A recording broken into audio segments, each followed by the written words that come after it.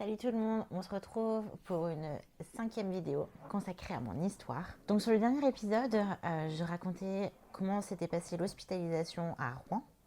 Et aujourd'hui, on va revenir sur le post-hospitalisation et le retour à la maison. Donc là, on va être sur une période à peu près d'1 an et demi. Et on arrivera à ma première préparation pour une compétition bikini.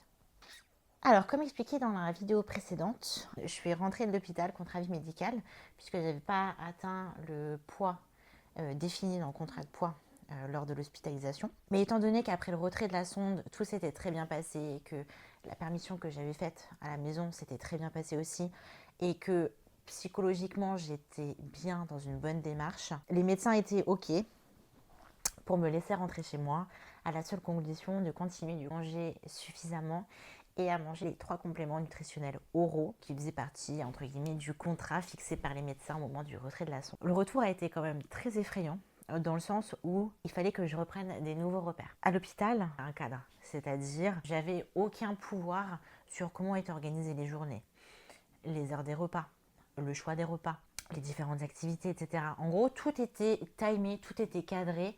Et ça, c'est très rassurant, surtout quand on est atteint d'un trouble du comportement alimentaire, où on aime avoir ce genre de cadre strict. En gros, il n'y a pas de tentation, il n'y a pas de questions à se poser. Tout arrive, tout est servi, on va utiliser l'expression, sur un plateau. Il n'y a pas cette pression de se dire il y a d'autres choses à manger, il y a d'autres possibilités, j'ai pas très faim, il n'est pas l'heure, etc. etc. C'était quelque chose qui m'effrayait beaucoup au moment de sortir de l'hôpital, mais je savais qu'il était temps que je me confronte à mes peurs et qu'il était temps justement de retourner à une vie plus normale et sortir justement du cadre rassurant qu'était l'hôpital. Concrètement, pour moi, c'était comme si je retournais dans un monde inconnu. En gros, tout était à réapprendre, dans le sens où je n'avais pas conscience des différentes possibilités. Et surtout, il fallait que je réapprenne à avoir le choix et à prendre des décisions par rapport à la nourriture, par rapport aux activités, etc. etc. Donc ça, c'était quelque chose qui faisait peur. Et mine de rien, je pense que c'était plus difficile parce que manger en soi, j'avais passé le cap de j'ai peur de manger. Des aliments sains, on s'entend. Hein, j'avais pas encore passé le stade de réussir à me faire plaisir avec des aliments qui faisaient peur. Mais j'arrivais à m'alimenter suffisamment pour reprendre progressivement un petit peu de poids et surtout pour avoir de l'énergie et pour pouvoir vivre de nouveau de façon un peu plus normale. J'ai donc demandé à mes parents de s'occuper de gérer mon alimentation dans un premier temps pour enlever ce poids dans mon esprit. Donc ils ont à peu près gardé le principe du plateau que j'avais à l'hôpital, d'accord, avec les 5 éléments, donc un pain, un fromage, une entrée, un plat et un dessert, si je dis pas de bêtises. Donc concrètement, j'avais ça le midi et le soir. Le petit déjeuner, c'était du pain, un yaourt, de la confiture, du beurre et une boisson chaude, ou c'était un truc comme ça. Donc en fait, on avait gardé un peu les mêmes habitudes que ce que j'avais à l'hôpital, puisqu'ils avaient été quand même briefés par les médecins sur les différents besoins, etc. Et du coup, nous, on s'était mis d'accord sur le fait que c'était à eux de gérer. Petit à petit, le petit-déj, j'ai réussi à le gérer toute seule parce que je me connaissais assez bien et que ça reste mon repas préféré. Donc c'est le repas qui me stressait le moins. Après, pour les autres repas, donc c'était ma mère qui cuisinait, qui préparait tout, qui mettait dans mon assiette. J'avais juste à passer à table et à manger. Voilà, ça a été ça pendant quelques semaines. Puis j'avais aussi, j'oublie pas, les compléments nutritionnels oraux à prendre 3 par jour. Donc j'en avais un entre le petit-déj et le repas de midi, un entre le repas du midi et le repas du soir, et il y en avait un juste avant de dormir. J'avais le choix entre soit les boissons à boire, soit donc sous forme de jus de fruits, soit sous forme de boissons lactées. Ou alors j'avais le choix aussi, c'était des sortes de crèmes dessert. J'ai choisi les crèmes dessert parce que je trouvais ça plus cool. Et puis j'avais quand même cette sensation de manger quelque chose, c'est-à-dire que j'avais retrouvé quand même l'envie d'avoir quelque chose dans ma bouche et de mâcher. Quand je suis rentrée, donc les premières semaines se sont très bien passées. Évidemment, j'avais un petit peu peur et quand on sortait un petit peu du cadre, j'avais tendance un petit peu à me tendre et être un peu effrayée. Mais ça s'est plutôt bien passé et j'ai quand même repris assez rapidement le réflexe de me préparer moi-même mes repas sans peser, sans compter les calories et sans trop me prendre la tête. J'ai même pu aussi garder l'activité physique que j'avais recommencé à l'hôpital et j'y suis allée d'abord 2 fois par semaine et j'ai opté pour des cours collectifs. Plus ça allait et plus je reprenais du poids, plus j'ai pu augmenter l'activité physique parce que je me suis rendu compte que ça me faisait énormément de bien, que ça augmentait aussi mon appétit et que ça m'enlevait quand même une certaine culpabilité de manger parce que je l'avais encore. encore un petit peu parce que c'est des réflexes qui sont installés et c'est des pensées instinctives, c'est des choses qui viennent tout de suite dans ma tête et le fait de manger sans bouger, c'était compliqué. De faire du sport sans idée de compensation, mais plutôt sur une idée d'acceptation de cette prise de poids et de ce besoin de se nourrir pour avoir de l'énergie, pour pouvoir avoir une activité physique, ça m'a vraiment aidé et ça m'a mis dans un cercle vertueux. Vu que je pouvais faire du sport, j'arrivais mieux à m'alimenter et du coup j'arrivais aussi mieux à manger. J'ai repris petit à petit la main sur mon alimentation en essayant d'apporter plus de diversité, de fruits, des fromages variés, des apports qui étaient un peu plus variés, m'amuser un petit peu à recuisiner des choses, à refaire avec mes proches. Donc en fait, je cuisinais pour eux, mais je les mangeais aussi. Alors dans un premier temps, on est d'accord, hein, c'était des gâteaux qui étaient relativement sains, avec peu de matière grasse, peu de sucre. Mais juste le fait d'avoir cette démarche de dire je fais, je mange et je profite du moment avec mes proches, c'était vraiment un progrès énorme. Et psychologiquement, j'étais quand même beaucoup mieux. La prise de conscience que j'avais eue à l'hôpital, finalement, il a été très bénéfique. En sortant de l'hôpital, j'avais peur que je me retrouve de nouveau confrontée à mes anciennes habitudes et que tous les vices, toutes les mauvaises habitudes que j'avais avec l'anorexie, en définitive, ça revienne directement dès que j'étais rentrée à la maison, ce qui n'a pas été le cas puisque j'ai été très bien soutenue par mes proches. J'ai su garder les bonnes habitudes que j'avais prises à l'hôpital. J'ai arrêté de me peser aussi. Ça a été un stress en moins, le fait de ne pas monter sur la balance. J'y allais juste quand j'avais une consultation avec le médecin et encore je disais au médecin je ne regarde pas le poids, vous ne me le dites pas, je ne veux pas savoir. La seule chose que je ressentais c'était que je me sentais bien, je me sentais avec de l'énergie, j'appréciais manger et petit à petit j'ai réussi à réintégrer des aliments plaisir, des aliments qui me faisaient peur. Et c'est une anecdote, mais je me rappelle d'une fois où on a décidé d'aller manger dans un resto italien. J'ai regardé la carte avant d'y aller pendant 45 minutes. J'ai dit qu'est-ce que je vais prendre, qu'est-ce qui est le moins gras. Allez, je vais choisir le poisson avec des légumes, etc., etc. Dans ma tête, c'était ça.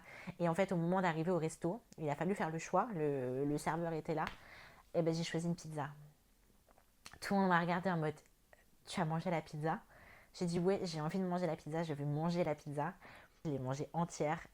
Et pour le coup, je crois que ça faisait vraiment des années que j'avais pas vu autant de fierté dans les yeux de mes parents. C'était un moment incroyable. J'ai savouré cette pizza. Ça faisait au moins 4-5 ans que j'avais pas mangé une pizza. C'était incroyable. Et même après, derrière, j'ai pris un dessert. Donc franchement, j'ai foutu une claque à l'anorexie à ce moment-là. C'était incroyable. Le lendemain, j'ai pas culpabilisé. Il n'y a pas eu de restriction. Et pour le coup, c'est là que j'ai senti que j'étais vraiment dans une bonne voie. Et ça fait plaisir. Et quand je repense à ce moment, je suis encore super fière parce que si je m'étais écoutée, j'aurais mangé un truc super sain et j'aurais pas pu profiter comme j'ai profité. Et puis après, du coup, une fois que j'avais passé ce stade, j'ai pu réitérer l'expérience, bien évidemment sans abuser, sans partir dans des compulsions ou sans partir dans des quantités astronomiques. Mon estomac était quand même relativement petit et je préférais quand même avoir une alimentation variée et me faire plaisir de temps en temps plutôt que d'avoir une alimentation qui était plus très saine. J'ai toujours gardé une alimentation saine avec des apports qui étaient suffisants. Et puis petit à petit, quand je mangeais suffisamment, en fait, les compléments nutritionnels oraux, je les ai enlevés parce que je les compensais par la nourriture. Et quand le poids était revenu à peu près normal, il n'y avait plus la nécessité d'en prendre. Donc là, ça a été vraiment quelques mois super. J'ai même trouvé un travail en attendant de préparer le concours d'infirmière, qui était donc l'année d'après. Donc j'ai travaillé un petit peu. Je ne sais même pas comment est-ce que j'ai pu être embauchée parce que j'étais toute maigre encore quand je suis allée à l'entretien. Mais je sais pas, je pense que la personne qui m'a fait l'entretien a dû voir un truc en moi. J'ai pu avoir un petit job et mettre de l'argent de côté, etc. Donc ça m'a aussi beaucoup aidé puisque j'ai été au contact de gens, j'étais vendeuse. Être au contact des gens, avoir des interactions sociales, ça a aussi été quelque chose de positif. Il a fallu aussi que j'emmène mon repas du midi, etc. Donc ça a été pas mal de choses, pas mal d'événements qui ont chamboulé ma vie et qui m'ont permis de m'en sortir. Donc 1 an après la sortie de l'hôpital, j'ai passé le concours d'infirmière que j'ai eu. 1 an et demi après l'hospitalisation, je me retrouvais à peu près à 52 kilos, un truc comme ça. Je faisais du sport 4 à 5 fois par semaine, je mangeais bien, je me sentais bien dans mon corps et tout. Et il faut savoir que mon papa faisait des compétitions de bodybuilding à ce moment-là. Je me suis dit, pourquoi pas moi? pourquoi pas moi, j'ai envie d'avoir un nouveau challenge dans ma vie. Ça reste toujours, bien sûr, il fallait que je fasse attention. Je me suis préparée pour le NFR, c'est un peu éclaté, parce que bon, il n'y avait pas eu de off-saison, c'était un entraînement qui était un peu approximatif, la diète était un peu approximative, etc. Mais on a réussi à faire en sorte que je monte sur scène. Donc vous allez voir les différentes photos ici. Donc c'était une très belle expérience. Et je suis tombée amoureuse de la scène, je suis tombée amoureuse du process. Je me suis sentie bien. Et après, j'ai fait le Grand Prix des Pyrénées. Donc, Colmar, j'ai fait top 10, si je dis pas de bêtises, top 10 ou top 12. Donc, j'avais apporté un physique qui était un peu plus abouti. Donc, ça, c'était plutôt une bonne chose. Et après, du coup, pour le Grand Prix des Pyrénées, j'ai fait quatrième avec un physique qui était déjà un peu plus intéressant. Alors, j'étais pas épaisse, hein, on est d'accord. Hein, je devais faire peut-être 48 kilos sur scène ou un truc comme ça. Mais j'avais toujours ce plaisir de me préparer, de suivre ma diète, de m'entraîner. En gros, j'ai trouvé un équilibre, l'équilibre qui me manquait.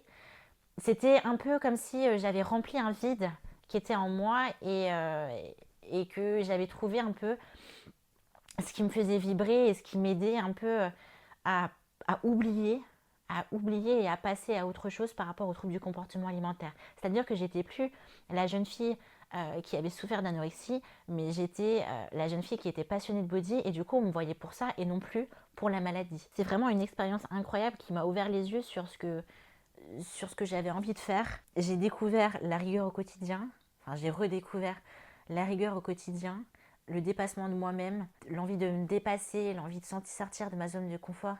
Et j'avais plus du tout cette envie de ne pas manger et de me restreindre sur l'alimentation parce que pour moi l'alimentation c'était en plus de l'entraînement ce qui me permettait de performer et ce qui me permettait de faire ce que j'aimais et de remonter sur scène. Et je pense vraiment que ça a été une des raisons pour lesquelles j'ai pas rechuté derrière. Je pense que quand on souffre d'anorexie, il faut trouver son pourquoi, il faut trouver ce qui nous donne envie et ce qui nous fait vibrer. C'est-à-dire que pour éviter de retomber dans ces vices, il faut trouver quelque chose qui nous passionne, qui nous fasse nous sentir bien. Alors pour moi, c'était le body. Pour certains, ça va être la peinture, la musique, un travail super ou des études. Chacun trouve sa raison.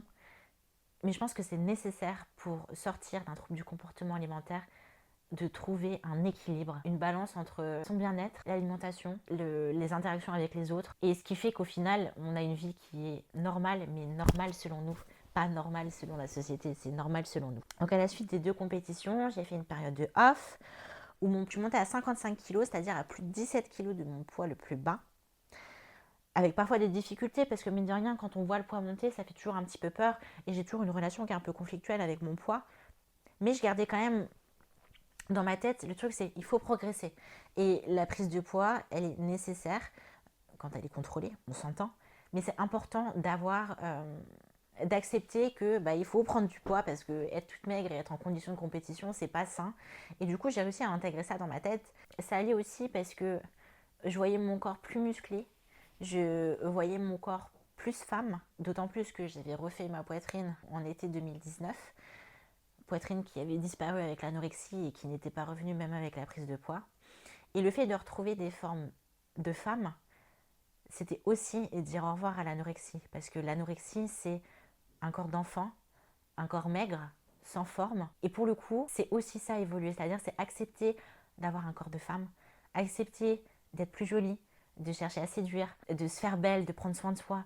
Et ça fait partie aussi de la guérison. Et c'est quelque chose qui n'est pas anodin.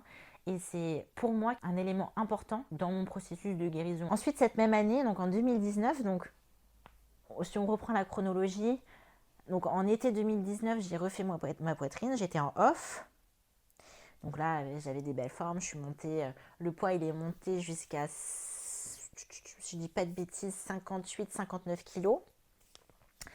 Et du coup, on a lancé une autre prépa, et cette fois-ci pour aller en NPC. Et j'ai participé donc à la William Bonac Classic en novembre 2019, où j'ai fini troisième en junior et j'ai fini deuxième en open. Donc c'était très prometteur, j'avais sorti un physique beaucoup plus abouti, plus musculaire, j'avais vraiment beaucoup progressé. Bon, le posing, on n'en parlera pas, mais on vient tous de quelque part. Et ensuite, un mois après, donc en Alors, vous avez vu là, les différentes photos. Je vais vous mettre 2-3 photos du William Bonac. Et ensuite, le 15 décembre 2019, j'ai participé du coup à une compétition en Italie, San Marino, où j'ai fait 4e en Open. Donc ma première saison en NPC s'était plutôt bien passée et ça m'a conforté dans le fait que le bodybuilding c'était quelque chose qui m'aidait beaucoup, qui m'équilibrait et dans lequel je me sentais bien. Avec dans l'idée de reconcourir vers juin-juillet sur des Olympiades amateurs en Espagne et au Portugal. Aucun souci avec ma reverse diet, aucun problème au niveau de la diète. Les fêtes de Noël se sont ultra bien passées. J'avais un repas libre par semaine, zéro compulsion. J'étais vraiment bien dans mes baskets et plus ça allait, plus je me sentais femme. Je suis un peu plus sortie, j'ai fait quelques soirées, etc. Du coup, je me sentais vraiment bien. J'ai réussi à tout allier, le sport, la nourriture, le bien-être, le développement personnel, mes études, parce que j'étais aussi en école d'infirmière à ce moment-là et tout se passait très bien. Je validais tous mes semestres tranquillement. Donc, j'étais vraiment dans une très bonne dynamique. Malheureusement, le Covid est arrivé et j'y reviendrai dans la prochaine vidéo. Bye bye.